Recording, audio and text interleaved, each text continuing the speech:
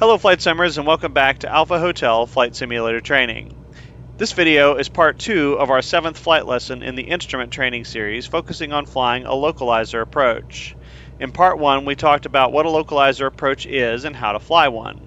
In this video we'll take the G1000 equipped Cessna 172 on a flight to demonstrate flying a localizer approach, and in the final video we'll fly the approach with the 172 Classic Analog or Steam Gauge panel. Before we get started, you'll want to watch video 1 of the series, which you can find here, and I'll also leave the link to that video in this video's description. In that video, we discussed the basics of how a localizer approach works and the basic theory of how to fly one. It's also a good idea to watch the videos on the basics of instrument flying and the fundamentals of instrument approaches, which also covers how to read instrument approach charts.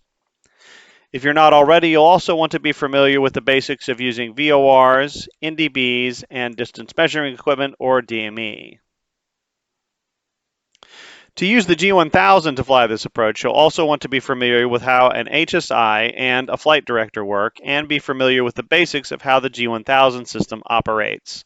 Again, we won't be using the GPS functions on the G1000 to shoot this approach, but we will be using many of the other features of the unit. I'll leave links to all those videos, plus a link to the entire instrument training series in this video's description. To demonstrate flying a localizer approach, we'll conduct a short IFR flight between Rogers Executive Airport in Rogers, Arkansas, which incidentally is home to the Walmart Air Force. Identifier on that airport is Kilo Romeo Oscar Golf, to Drake Field in Fayetteville, Arkansas. Identifier on that field is Kilo Foxtrot Yankee Victor. We'll plan to fly the localizer approach to runway 16 at Drake Field. After departing Rogers, we'll proceed direct to the Razorback VOR, which is an initial approach fix for the localizer approach at Drake Field. We'll track the 221-degree radial from Razorback VOR 6.2 miles to intercept the localizer for runway 16 at Drake Field, and then track that in for the approach. Our filed route will be Rogers Airport, direct Razorback VOR, direct Fayetteville. We'll file for an altitude of 3,000 feet. While this is lower than both the Aroka on the en route chart and the MSA on the approach chart, it is the top altitude specified in the Rogers departure off of Rogers, as we'll see in a minute. And a quick check of the VFR chart shows it to be at least 1,000 feet above all obstacles between Rogers and Razorback VOR, so it's likely at or above ATC's minimum vectoring altitude as well. Though in real life, it would be worth having a conversation with ATC to make sure it's a safe altitude to file and fly for this route. The entire flight is 24 track miles, and it only takes around 15 minutes to fly in the 172, so things will happen rather quickly. We'll plan to depart runway 20 at Rogers. We've checked the takeoff and departure procedures for Rogers, and there are no obstacle DPs, but there is a standard instrument departure, or SID, called the Rogers 4 departure that we'll utilize. It's a simple vector departure that has you turn to a heading of 183 after takeoff from runway 20, which will put us on a heading towards Razorback VOR. As we mentioned earlier, it has a top altitude of 3,000 feet. We'll assume that the weather at Rogers is good enough that we can get back in on the ILS they have to runway 20 and that we feel comfortable departing. The weather at Drake Field is reported as calm winds, 1 mile visibility and mist, ceiling of 600 overcast with a temperature and dew point of 15 degrees C, and an altimeter of 2992. We'll assume that we filed an alternate for the flight and that it is a legal alternate. So let's take a dive into the chart to make sure that we're aware of everything that we need to be aware of for shooting this approach. We'll go top left to bottom right like we usually do. Again, we identify the field. Fayetteville, Arkansas is the city. It is Drake Field, identifier KFYV, and it is the localizer for runway 16. Top left tells us the primary nav aid for the approach. It tells us that it is a localizer with DME. The identifier is IFYV. And the frequency for that is 111.9. Tells us that it has a TACAN channel, which tells us that it has DME. We can't do anything as a civilian with the channel information there. Tells us that the approach course is 167, and that is reiterated here on the plan view. Then it gives us runway information. Tells us that the landing length for the runway that we're going to runway 16, is 6,005 feet. So we have 6,005 feet to get the aircraft down and stopped on this runway. Tells us that the touchdown zone elevation for runway 16 is 1252. So that's what we will see on our altimeter when we touch down on that runway. Actually, it's the highest point in the first 3,000 feet of the runway. And you can see that the airport elevation is also 1252. Down here we have our T that tells us if it has special departure procedures or non-standard takeoff minimums or obstacle departure notes. None of that is really a factor for us as an arrival, but if we decide to depart out of there, that is a factor. And that tells it has non-standard alternate minimums if we want to file this airport as an alternate. And again, that doesn't apply to us as an arrival, just as if we wanted to file it as an alternate. Taking a look at the notes here, it tells us some things about circling and about helicopter minimums. None of those apply to us since we are neither circling nor a helicopter. But it does have a note here that DME is required for this approach, so that is applicable to us, and our aircraft is equipped with DME. Over to the right here, it shows us what type of approach lighting system it has. It has a system called ODALS, or Omnidirectional Approach Lighting System. What this is basically the sequence flashing lights that you see on other bigger types of approach systems. But the difference is that you can see these lights from any direction. No matter where you are in relation to those lights, you'll be able to see them. Versus the typical sequence flashing lights you have on other approach lights. You can only see them if you're on the approach for that runway. The lights are actually painted over in the other direction, so you can't see them, hence the term omnidirectional approach lighting system. You can see them from any direction. Over to the right, it tells us our missed approach procedure if we arrived at our missed approach point or our DDA. And we need to go miss. This is what we do. We climb to 2,100 feet straight ahead. Then we make a right turn while climbing to 4,000, and we take up a heading of 295. We go out and we intercept the Razorback VOR's 221-degree radial, same one that we took that we're going to take down to intercept the localizer, and we'll track that to Sumo intersection, which is at 22.1 DME, and then we hold from there. And you can see that's depicted down here on the plan view, climbing straight ahead. Once you reach 2,100, then you make that right turn to go up here and intercept the 221 radial, and you track it out to Sumo and enter the holding pattern. Below that, it has all of our radio frequencies that we will use for the approach. And then on the plan view, we have our minimum sector altitude here, or minimum safe altitude off of Razorback VOR. Notice that this is Razorback VOR, so it is all pegged off of this point right here, not the runway. So, you're looks like about probably 10 or 12 miles south of Razorback VOR when you are at the field, so bear that in mind. And it's divided up into 4 sectors, with one of those sectors being quite high. This isn't really applicable to us today, again, because we're using that top altitude from the departure that takes us to 3,000, and then we'll very quickly be at Razorback VOR, where we can start to use those procedure altitudes. So looking at the plan view a little more, we have some water that's depicted up here. I believe this is Beaver Lake in northwest Arkansas there.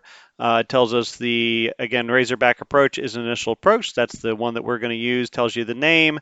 Frequency is 16.4. Identifier is RZC. It has the Morse code, and then it has the channel there. And we'll go talk about that here in just a second. The other ways you can get on the approach, you can navigate to Sumo and take this feeder route up there. Notice it doesn't say no PT, so if you do that, you are going to have to do this procedure turn, this holding pattern type procedure turn. You could also navigate. You'll notice LME is listed as both an intermediate fix and an initial approach fix, so you can navigate direct to LME. And if you're doing this as an initial approach fix, you would again need to do that procedure turn. So looking at the route that we are going to take, we're going to navigate to Razorback VOR, and so we're going to take, and again, it's initial approach fix, and then we'll take the 221-degree radial, 6.2 miles down to LME intersection. And you'll notice it says the procedure altitude on this portion of the approach is 3,000 feet. So once we hit that, if we were above that, we could descend to 3,000 if we're cleared for the approach. It does say no PT, so we don't have to worry about doing this procedure turn here. We just navigate straight on to the localizer and fly on in. It does have a note here that the procedure is not available for arrivals from Razorback Vortac Airways between 150 and 264. Basically, that would be coming down from the south over here, which makes sense. It would be a pretty hard turn to get on that route to Elmi if you were coming in from the south. Elmi intersection is where we will navigate to and can identify that with the intersection of that 221-degree radial and the localizer, or we can identify it with 6.2 DME from Razorback VOR, or we can identify it with 11 DME from the localizer IFYV. Again, the localizer gives the information down here. It is 111.9 for the frequency. It gives us the identifier in both text and Morse code, gives us that channel number, and then the course is going to be 167. So we will navigate down from Razorback VOR to Elmi intersection. That's where we'll intercept the localizer. Let's take a look at, well, let's mention some other things about the plan view before we move down to the profile view. We mentioned Elmi intersection here at 11 DME. It also has Hog intersection, which is our final approach fix, which we'll look at in just a second. That's identified with 5 DME.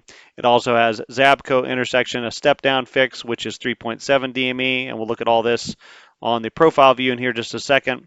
You can see it's got multiple obstacles around here between 15 and 1,800 feet, as high as 2,000 feet up around the airport, and then the tallest obstacle down here is in the right-hand corner at 2352, so definitely a factor on your missed approach, something you want to make sure that you start that turn fairly quickly once you get on the missed if you have to go missed approach. So looking at our profile view here, it tells us about the holding pattern for the holding pattern procedure turn. None of that applies to us. We're not going to do that, but it does have that 3,000 foot altitude prior to getting to Elmi. Once you hit Elmi, again, 11 DME from the Fayetteville, or from the localizer runway 16, you can go ahead and, if you're cleared for the approach, descend down to 2,500 feet.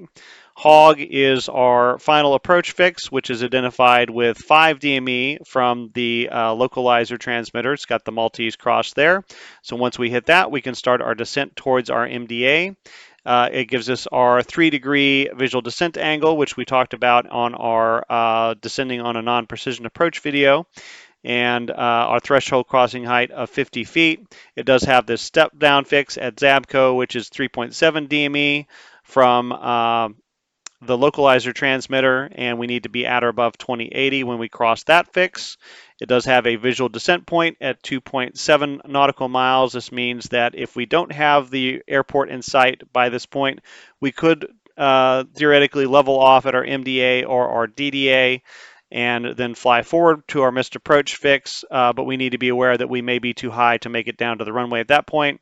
And then our missed approach fix for this approach is 1.2 DME, which is at the runway threshold. And again, it's 1.2 DME because the localizer transmitter and the DME transmitter is at this end of the runway. We're arriving at this end of the runway. It's a 6,000 foot runway, so it's 1.2 DME away from the transmitter to the end of the threshold there for runway 16. So looking at our minimums down here, we do want to do the straight in localizer to runway 16. The MDA we are category A aircraft, so our MDA is going to be 1,780 feet on the altimeter. That equals 528 feet above the ground. We're going to calculate a DDA that's going to be, we add 50 feet to get our derived decision altitude, or DDA. That's going to be 1,830 feet, and that's going to be 578 feet above the ground. So with a 600-foot ceiling, we should still be able to get in. You'll notice it lists the distance between each point here on the approach on the profile view, in addition to having the DME there. And then looking at our airport diagram tells us that the elevation for the field is 1252. I think this should be actually touchdown zone elevation here. I think this is a typo for why they didn't put TDZE here instead of elevation, but it gives you the elevation twice, which is the same as the touchdown zone elevation. Shows you where the approach is coming in from. It's very much a straight-in approach, lines you right up with the runway, as a localizer should.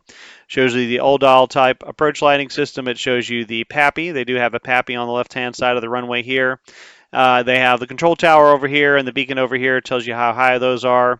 Then it gives us the information for the runway. So it's 6,005 feet long by 100 feet wide. So a nice long runway for our Cessna 172. And again, to rehash how we're going to fly this procedure, we're going to take off from Rogers. We'll fly to the Razorback Vortac. We'll cross over the Vortac, and then we'll turn, intercept, and track the 221-degree radial down towards Elmi intersection. It's 6.2 nautical miles to get from the VOR or the Vortac down to Elmi intersection and intercept the localizer. It tells us on the approach that the procedure altitude is 3,000 feet. That's where we'll already be. But if we were at a higher altitude, once we got cleared for the approach, once we hit the VOR and start tracking on that radial, we can go ahead and descend down to 3,000 feet. It also says no PT, so we know we don't have to do this little holding pattern here prior to proceeding inbound of the approach. We can just hit Elmi intersection, intercept the localizer, and start to track inbound. Looking at the profile view, once we hit Elmi and start tracking inbound on the localizer, we can go ahead and descend down to 2,500 feet. And once we level at 2,500 feet, then we'll go ahead and start to configure for the approach. We will be using the constant descent final approach technique, or the CDFA technique. And with that, we're going to use a derived decision altitude, or DDA, of 1830 that we're going to treat just like a decision altitude. In other words, we're going to gradually descend to that altitude rather than dropping down to the MDA and then flying forward. And once we reach that decision altitude, if we don't see anything, then we'll go ahead and execute the missed approach. We got that DDA by adding 50 feet to our MDA. Again, category A MDA for this approach is 1780. Add 50 feet, you come up with 1830 on the DDA. And the target descent rate that we'll use to stay on this 3-degree glide path, or 3-degree visual descent angle, will be about 400 feet per minute. And our descent cross checkpoints will be at 4.2 DME, 3.2 DME, and then 2.2 DME, although this is beyond where we'd be at the DDA, so we should have the runway in sight at this point. And again, this is 3 miles from the runway, 2 miles from the runway, and 1 mile from the runway. And these are the altitudes we should be at those points, and that will help us determine whether we are low or high or right on the glide path. And if none of that is making any sense to you, then I do recommend going back and looking at the in-depth localizer approach tutorial, part 1 of this series, and that will explain about this a little bit. If you want to do a deep dive into what we're talking about here, make sure and take a look at the video on instrument descents without vertical guidance. Basically, the techniques you can use to descend on an approach like this that doesn't have vertical guidance. And I'll leave links to both of those videos in this video's description. So to look at how we will specifically fly this approach in the 172, when we get to 2,500 feet, again, we'll start to configure the approach. That should be about 3 miles from Hog, which is our final approach fix. Hog is at 5 DME, so 3 miles prior to that would be 8 DME on the 1.6 localizer transmitter. That's where we'll start to configure, and we'll do that by bringing the power to 1,800 RPM. If we're below 110 knots, which we should be, bring the flaps out to 10. Allow the aircraft to slow at 85 knots, bring those flaps out to 30 incrementally, 1 notch at a time. And then once you get to about 70 knots, then bring the power up to maintain 70 knots. And that you want to leave that a little bit. So around 75 knots or so is probably when you want to bring that power back in. Should be about 2,200 to 2,400 RPM to stay level at 2,500 feet at that 70 knots in landing configuration. So once we reach our final approach fix of Hog intersection, which again we identify with 5.0 DME from that localizer transmitter, we'll want to go ahead and start our descent. So we will initiate a 400 foot per minute descent to start that targeted descent to stay on that visual descent angle. And then we'll want to reduce power. About 1,800 to 2,000 RPMs should keep you at 70 knots as you're descending at 400 feet per minute. Then you want to take a look at your descent cross checkpoints and cross-check your altitude with those cross checkpoints, and then move that descent rate up or down as you need to make sure that you are on that path. You want to track the localizer with small changes in heading, just like you would with a ILS localizer.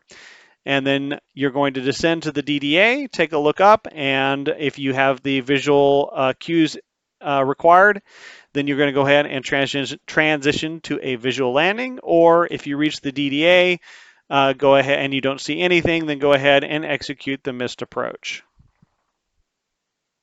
One thing I want to mention about doing a missed approach off of an approach without vertical guidance is, unlike a precision approach or an approach with vertical guidance, where you can do everything that's listed on the missed approach pretty much immediately and regardless of where you execute the missed approach, with an approach without vertical guidance, you can start the missed approach climb anytime you need to, anytime you decide to execute the missed approach, but you need to hold off on making any lateral maneuvers, any turns, until you actually reach the missed approach point, because the missed approach is based on you starting your turning maneuvers once you hit that missed approach point. So for example, if we're coming down on this approach, we get to our DDA of 1830, but we're still, say, 2.7 nautical miles from the end of the runway. We'll go ahead and start our climb. And again, the missed approach says climb to 2100. We get to 2100, but we're still, say, at 2.0 DME or 1.8 DME. We don't want to start that turn until we actually get to 1.2 DME. So regardless of when you get to 2100 feet, wait until you get to that 1.2 DME to begin your turning maneuver. Just like with an ILS approach, we can descend below our DDA or our MDA if we have the approach lights in sight but not the runway. But we can go no lower than 100 feet above the touchdown zone elevation until the runway is in sight. And that is going to look a little different than it does on an ILS approach. So looking at our approach here, our touchdown zone elevation is 1252. Add 100 to that, we can go down as low as 1352 on our altimeter if we have just the approach lights in sight. And hopefully if we descend that low, we can go ahead and get the runway in sight and continue to a visual landing. But the difference between an ILS is if we're at a DDA of 1830, we're almost 600 feet off the ground, versus with an ILS, we are only 200 feet off the ground. So we're only descending another 100 feet on an ILS, whereas here we're descending almost 500 feet. So we've got quite a bit further that we can go down on an approach like this that does not have vertical guidance. So just like the ILS with the G1000 equipped 172, we have three choices on what kind of automation we use. We can use the autopilot and the flight director. We can use the flight director without the autopilot, and we can turn everything off and have no autopilot and no flight director. I am going to be demonstrating this with the autopilot, how to fly it using the autopilot, and I think that's a perfectly legitimate way to fly it. It is a busy approach, and using the autopilot with the flight director does greatly reduce your workload, and I think is probably the safest way to fly this type of approach. But you're more than welcome to use no autopilot if you'd like to do that. I would recommend against using the flight director without the autopilot because that is very workload intensive. It kind of doubles your workload because you're having to, in addition to flying the airplane, you're having to make entries into the automatic flight control system all the time. And that becomes very workload intensive. It's not like the ILS approach where you just set it up to fly the approach, you turn off the autopilot, and you fly the flight director. With this approach, you're constantly having to make adjustments and entries into the system in order to get it to do what you want it to do. So it's very workload intensive, and I wouldn't recommend doing that. All right, so we'll go ahead and jump in the sim and set up for the flight. We'll work our way on the world map from left to right like we usually do. So first we'll take a look at the aircraft. For aircraft selection, we want the Textron Aviation Cessna 172 Skyhawk G1000.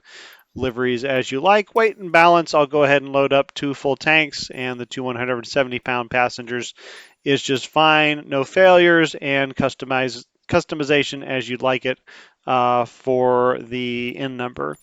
As far as our departure point, we will pick Rogers Airport. Again, that is Kilo Romeo Oscar Golf. So we'll go ahead and select Rogers Municipal Carter. It's now Rogers Executive, a little bit behind the times in Flight Simulator here. And you can start on runway 20 if you'd like. I'm going to go ahead and start from the ramp, and we'll taxi out from there. So either way you want to do that is fine. We'll go ahead and select mid-June day is fine. We'll put a June 15th. And then as far as the time in the bottom left-hand corner, we'll do noon again just for having good lighting. That's all we need to do in this menu. We will go ahead and set up the weather from the in-flight menu. So we'll go ahead and click on fly and get into the sim. So as far as setting the weather up for this approach, you want to make sure that your altitude calculation is at AMSL, above mean sea level. I did not stick any precipitation in here just because it might lower the visibility down lower, and I've got the clouds set to where we should have about a mile of visibility. No snow depth, no lightning unless you're wanting to fly with that. Temperature set at about 65 degrees Celsius, or excuse me, 65 degrees Fahrenheit. That would be a little warm. 65 degrees Fahrenheit at sea level, and that'll give you about 15 degrees C at the elevation in Fayetteville and Rogers, which is, again, around 1,300 feet. Standard pressure, just so we don't have to mess with that. Humidity, whatever you would like there. If you raise humidity, just to be aware, it's going to drop the visibility a little bit. So I do have it set for a humidity of 1. As far as the cloud settings go, we do have the lowest layer set to 100% overcast. We have the density set at 0.5, and that should give you about a mile visibility again. No scatter, you just do 0% on the scatter. And then I put the tops up around 11,000 feet. You can put them where you'd like. And then I put the bottoms 1,000 feet under the MDA for the approach. The MDA is 1780, so I put it at 780. And again, this should give us breaking out about 600 feet. Right about that DDA with about a mile visibility so that we'll get those approach lights in sight. I did save this as a weather preset, so it's real quick to load. All you have to do is click the double folder there to do that, and I just labeled it Localizer 16KFYV.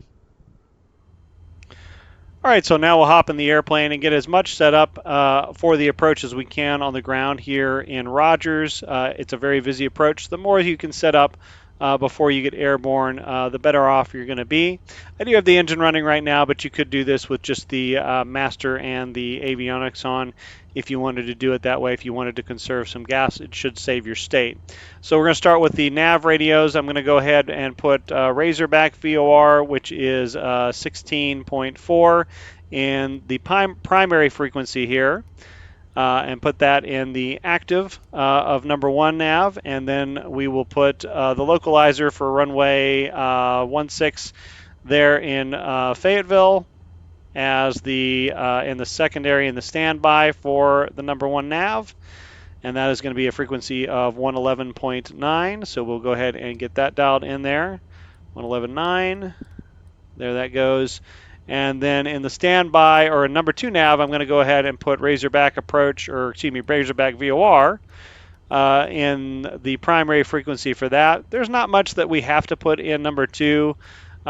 We could put Fort Smith VOR. You can use that as a cross radial to identify your missed approach, your missed approach holding fix. But you really don't have to use that. It's identified with DME too. So there's nothing that we really have to put in there. Moving across the way, we'll go ahead and put our initial altitude of 3,000 in the altitude pre-select window there. And then we'll turn our heading bug to our one-way heading of 198. We'll go ahead and bring the CDI to VOR number 1. And I'll go ahead and center that on direct 2. We're actually receiving Razorback VOR. And I'm actually going to put this on a heading of, or a course of 183, just to remind me that that's what I need to turn to once I climb to 400 feet to be compliant with that Rogers 4 departure. Altimeter is standard 2992, so we'll keep that there. And then we'll do some PFD options here. We'll go ahead and turn on DME. It's automatically coupled to DME or nav radio number 1.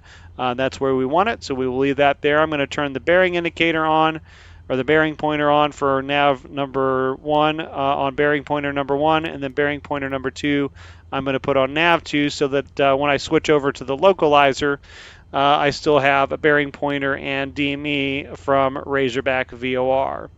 With that, we'll go back to our timer reference and we'll get some things set up there. I'm going to go ahead and set my approach speed and my glide speed column there and make sure that that is on. It is. VR I want, VX I want for right now, and VY, those can all be displayed.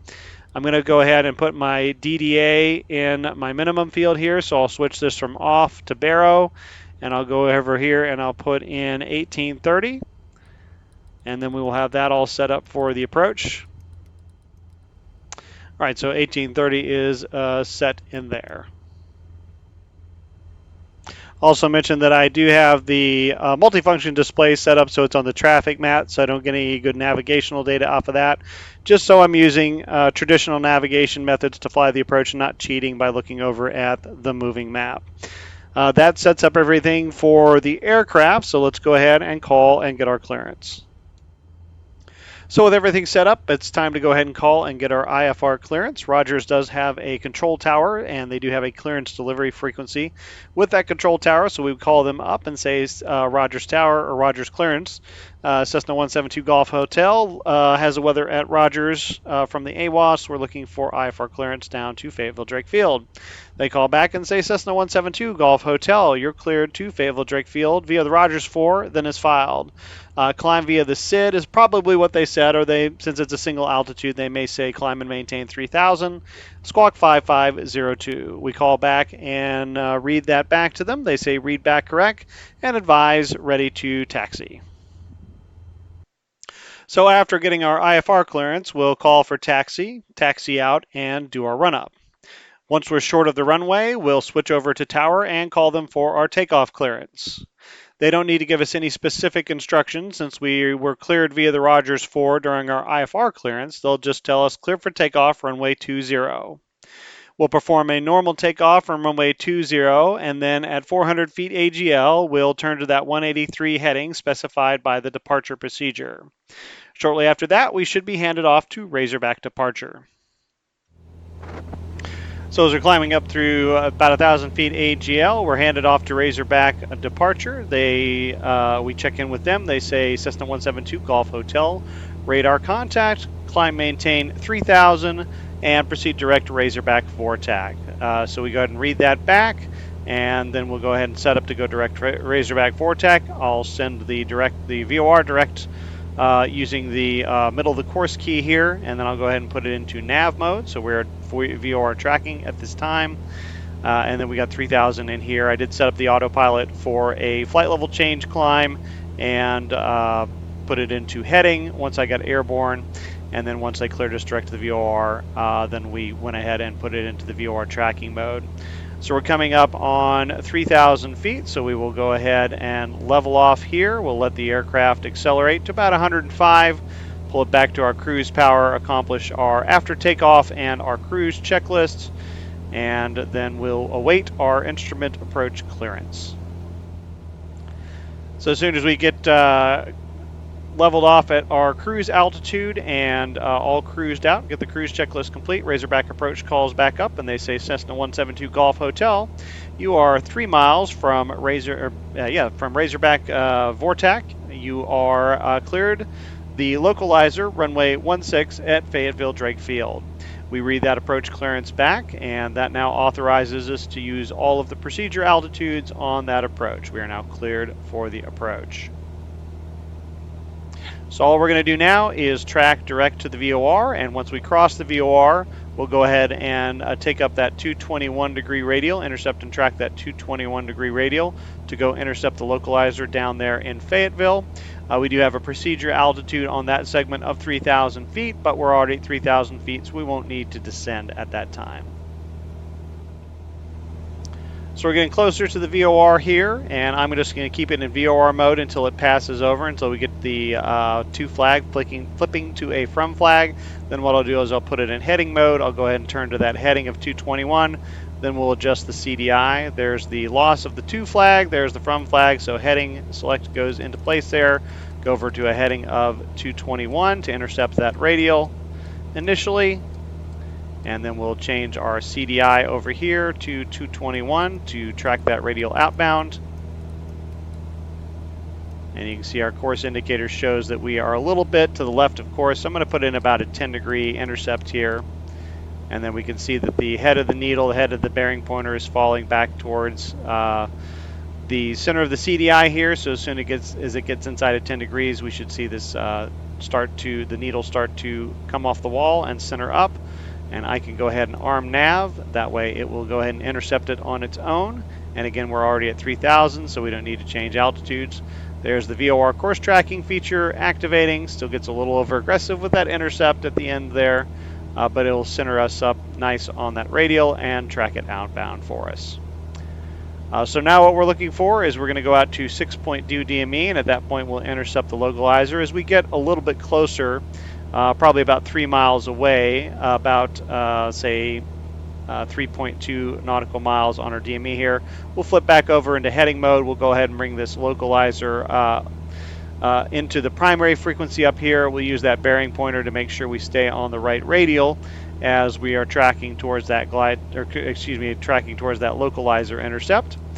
And then we'll intercept the localizer and fly the approach on in from there. All right, so we're about 3 miles away from LME now. It looks like we're good and established on that radial that will take us over to the localizer. So what I'm going to do is I'm going to put it into heading mode now, so that the heading is the primary, or the thing I'm using for controlling my roll. I'm going to go ahead and flip out the primary nav aid to the localizer, and notice when I do that,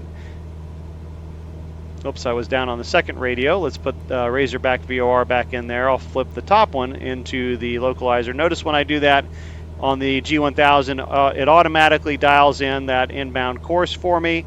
It says I'm 12.0 from the fix, and that is about a mile from LME. I'll go ahead and arm the nav so that when the localizer comes across, then it will go ahead and intercept it for me. I don't have to worry about it. It is a pretty steep intercept angle, as you can see here. So it's going to come across rather quickly once it comes alive. And we still have the bearing pointer up here for Razorback VOR, so we can still tell we're on the 221 degree radial. So we do still have, positional awareness on that. There comes our localizer. The localizer is alive, and it's gone ahead and activated the localizer tracking mode. So the autopilot has taken care of that for us. Now that we're established on the localizer inbound towards Hog intersection, we can go ahead and descend down to our next procedure altitude between LME and Hog, which is 2,500 feet. So I will go ahead and roll that in here, 2,500. I will again use a vertical speed to get down there. About 500 feet per minute should be fine. Adjust the power so the aircraft doesn't get too fast. And then we'll level at 2,500 feet. Once we're level at 2,500 feet, about 3 miles from Hog, which will be about 9.0 DME, then it's time to configure the aircraft for the approach. All right, so it's capturing 2,500 feet. I'm going to go ahead and pull the power back to about 1,800 RPMs, let the aircraft start to slow. Go ahead and bring out that first notch of flaps. We'll wait for it to get down to 85 knots. Once it gets to 85, we'll bring the flaps incrementally back to 30 degrees. So there's the first notch. There's the second notch. About 75, we'll ramp that power back up, and it's going to be pretty close to 2,400 RPMs, 2,300 RPMs, something like that, to keep us at our approach speed of 70 knots. So now we're just waiting to get to our final approach fix, which will be identified with 5.0 DME. I'm going to go ahead and reset my altimeter select window here. We will set it for 1,800 feet. That is above the MDA. It is below the DDA, so we do need to pay attention to the DDA on the bug over here. But that will not cause the autopilot or the flight director to level off prior to reaching the DDA. Some flight departments will have you set it 100 feet up from, rounded up from the DDA, rather than the MDA. But obviously that would have you leveling off and missing the approach quite a bit earlier. So there are pros and cons to that. But we'll go ahead and use 1,800 feet, which is the MDA rounded up to the next 100. All right, so we're coming up on our final approach fix of Hog at 5.0 DME. As soon as that hits 5.0 DME, we're going to want to go ahead and start that targeted descent, and then monitor our cross checkpoints as we come down. So there is 5.0. I'm going to hit vertical speed. My target descent rate is 400 feet per minute, so I'll put that in there. I'll adjust the power to stay on about 70 knots, and the next thing I'm looking for is 4.2 DME. I want to be about 2250 on my altimeter. And if I am not, then I need to make some adjustments from there.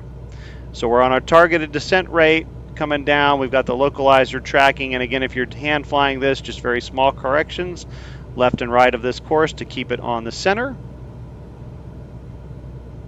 I've got my power set about 1860. Looks like it's hurling 70 knots just perfectly. There's 4.2 DME, and we're at 2260. So we are dead on our glide slope or our glide path of visual descent angle.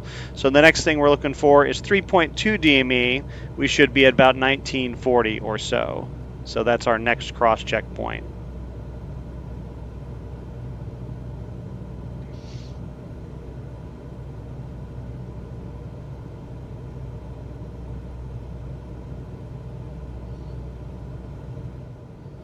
So there's 3.2. I'm at 1980, so just a little bit high, but not enough that I want to do anything about it. I'm still pretty close to the pass. So now I'm looking for that minimum coming right up right there. So at 1830, I'll take a look out and we'll see if we have a visual on the field. So there is 1830. I'll take a look out. I have the approach lights in sight. I'll go ahead and turn the autopilot off. I can now descend down to that 100 feet above the touchdown zone elevation if I didn't have the rest of the runway environment in sight. But I do have the rest of the runway environment in sight. I do have the PAPI in sight, so I'll make some corrections to get back on that PAPI with both pitch and power, get on that good visual glide slope, and we'll go ahead and proceed to a visual landing. So that is the basics of flying a localizer approach and some of the techniques that you can take away for flying any approach that does not have vertical guidance. So the standards that you need to meet in order to consider yourself proficient at this type of approach are listed in the Airman Certification Standards for the instrument rating. It's Area of Operation 6, Instrument Approaches, Task A, Non-Precision Approaches. Prior to the final approach fix, it looks very much like the ILS standards. You need to maintain your altitude plus or minus 100 feet, maintain your heading plus or minus 10 degrees, and maintain your airspeed plus or minus 10 knots, and accurately track radials, courses, and bearings. Generally, that's considered less than a full-scale deflection on radials and courses, and less than 10 degrees of deflection on an NDB bearing or anything that you're using a bearing pointer for. Once you get to the final approach fix, and I have kind of massaged this language for using the CDFA technique and eliminated the stuff that talks about the dive or drive type method, you need to be able to maintain a stabilized approach, no excessive descent rates or excessive speeds. Allow no more than a 3/4 scale deflection of your lateral course guidance or your CDI. If you get out to 3/4 scale deflection, you need to execute your missed approach. Maintain your airspeed on that descent, plus or minus 10 knots, and then immediately initiate your missed approach procedure at your DDA, or if you have the runway environment in sight, transition to a visual approach using a normal rate of descent and normal maneuvering. The full list of standards that you need to be aware of when shooting this approach in real life, again, are available in the Airman Certification Standards for the instrument approach. Again, it is Area of Operation 6, Task A, and you can pause the screen and look at it here, or you can go to the FAA's website and download that document and find it in that section. You'll notice there's a lot of language in here that I didn't include that talks about risk management and judgment and those sorts of things. And then the language in this document is tailored towards either type of approach, shooting either a CDFA technique or the old dive and drive technique. So the language is in here to allow for both of those techniques to be flown. That concludes this video. Hopefully it's given you the skills and knowledge you need to try out localizer approaches on your own. Don't forget to tune in for the next video where we'll shoot the approach using the Steam Gauge 172. As always, if you've enjoyed the content, don't forget to like, subscribe, share, and ring the notification bell to be alerted to new content. Thanks for watching, and we'll see you next time.